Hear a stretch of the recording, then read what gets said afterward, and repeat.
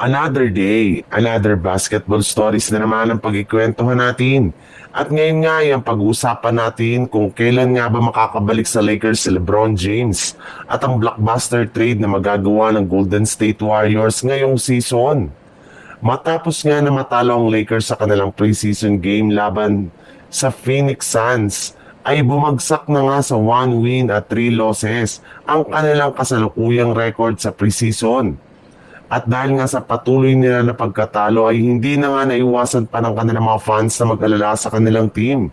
Kaya tanong nga po, kung kailangan ba na makakapaglarong muli si LeBron James sa lineup ng Los Angeles Lakers?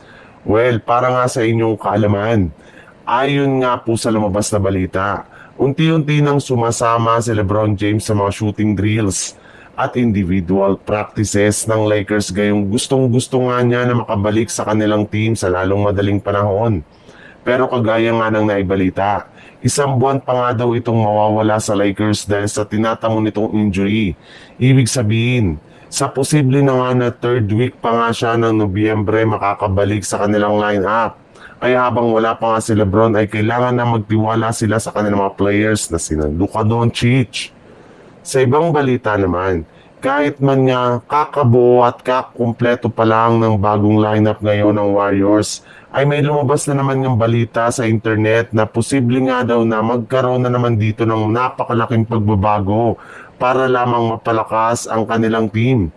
Ayon nga sa isang source, binabalaka na nga daw ng Warriors na kunin si Bam Adebayo mula sa Miami Heat sa pamamagitan ng isang blockbuster trade.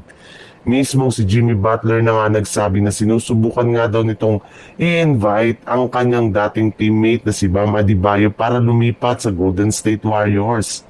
At hindi rin naman nga daw magiging problema ang ganitong klaseng trade para kay Mike Dunleavy dahil pwede nga nilang i-offer sa Miami Heat si Jonathan Kuminga at ang kanilang multiple first round pick kapalit ni Adebayo. Well, papayagan na rin naman nga ng liga ang Golden State Warriors na i-trade si Kuminga sa December 15.